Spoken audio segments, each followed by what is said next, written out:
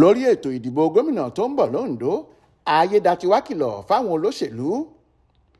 Gómìnà ìpínlẹ̀ Ondo ọ̀nàrẹ́bù Lọ́kì Ayedatiwa ti kìlọ̀ fáwọn olóṣèlú tó lè fẹ́ lo àsìkò ètò ìdìbò gómìnà tó ń bọ̀ lọ́dún 2024 yìí láti dá rògbòdìyàn sílẹ̀ níbikíbi nípínlẹ̀ náà pé kí wọ́n ṣọ́ ọ ṣe o.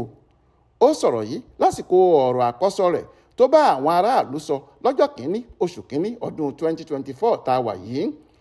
Gómìnà ní òun gba gbogbo àwọn olóṣèlú láì fi ti ẹgbẹ́ tí wọ́n wà ṣe nímọ̀ràn láti bá àwọn ọmọlẹ́yìn wọn sọ̀rọ̀ kí wọ́n sì so ewé agbẹ́jẹ́ mọ́ wọn lọ́wọ́ nítorí ìjọba kò ní í fojú rere wo ẹnikẹ́ni tó bá gbìyànjú láti da omi àlàáfíà ìpínlẹ̀ Ondo rú. Ó ní ẹ̀bẹ̀ lòun ń bẹ̀ wọ́n kí wọ́n tẹ̀lé gbogbo ìlànà tí àjọ elétò ìdìbò ti fi lélẹ̀ kí ohun gbogbo lè lọ bó ṣe yẹ kó lọ ṣáájú lásìkò àti lẹ́yìn ìdìbò náà. Ó ní òun dúpẹ́ púpọ̀. Ayedatiwa nínú ọ̀rọ̀ rẹ̀ tó fẹ̀dùn ọkàn rẹ̀ hàn lórí bí ikú ṣe wọlé wẹ́rẹ́ mú ọ̀gá rẹ̀ Rotimi Akeredolu lọ láì rò tẹ́lẹ̀, bẹ́ẹ̀ ló ṣèlérí fáwọn èèyàn láti tẹ̀síwájú nínú ìlànà àti gbogbo iṣẹ́ ìdàgbàsókè tí àkẹ́tì dáwọ́lé fún ìdàgbàsókè ìpínlẹ̀ Ondo lápapọ̀.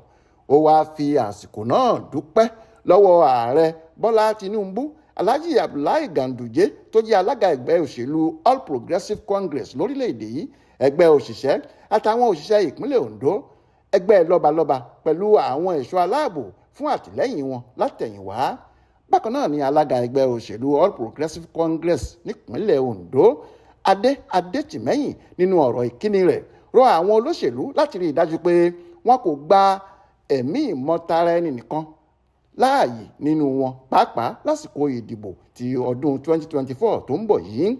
Adétìmẹ́yìn ní lóòótọ́ ni ikú olórí àwọn Rotimi Akeredolu bá àwọn lójijì tó sì dùn àwọn púpọ̀, ṣùgbọ́n òun rọ gbogbo àwọn ọmọ ẹgbẹ́ òṣèlú tó fẹ́ kópa nínú ètò ìdìbò náà pẹ̀lú àwọn olùdìbò láti wà ní ìṣọ̀kan kí wọ́n sì kó ara wọn ní ìjánu kí ètò ìdìbò yìí bá lè kẹsẹ̀ járí kó sì lọ wọ́ọ́rọ́ bí gbogbo ìlú ṣe ń retí. Olúṣèyẹ Iyadé ló ṣàkójọpọ̀ ìròyìn ọ̀hún fún Aláròyé online television.